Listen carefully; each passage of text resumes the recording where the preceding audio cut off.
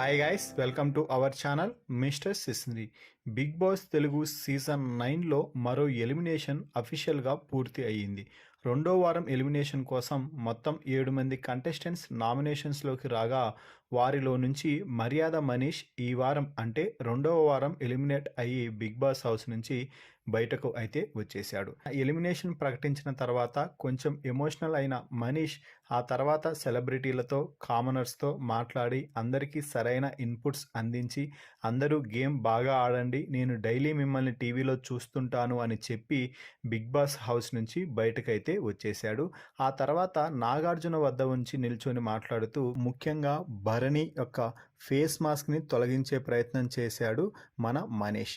భరణి గారు, మీరు బాగుంటున్నట్టుగా యాక్ట్ చేస్తున్నట్టు నాకు అనిపిస్తుంది, మీ ఒరిజినాలిటీ నేను చూడాలనుకుంటున్నాను, ఇకపై అయినా మీరు మీ ఒరిజినాలిటీని చూపిస్తారని అనుకుంటున్నాను అంటూ చెప్పడం అయితే జరిగింది.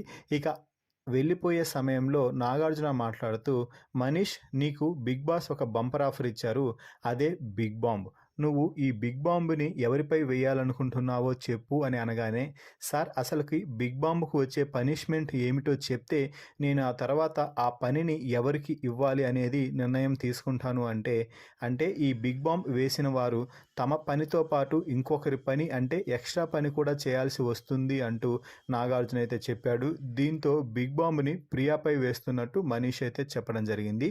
దానికి రీజన్గా కూడా చెప్తూ, గత 2 వారాలుగా ప్రియా ఒక రూలర్లా ఇంట్లో ప్రవర్తిస్తుంది కాబట్టి ఆమె పని చేస్తే ఎలా ఉంటుందో నేను కూడా చూడాలనుకుంటున్నాను, అలాగే పని చేసేవారు ఎంతలా కష్టపడుతున్నారో ఆమెకు కూడా తెలిసి రావాలని నేను ఈ బిగ్ బాంబ్ ప్రియాపై వేస్తున్నాను అంటూ మనీష్ అయితే చెప్పడం జరిగింది.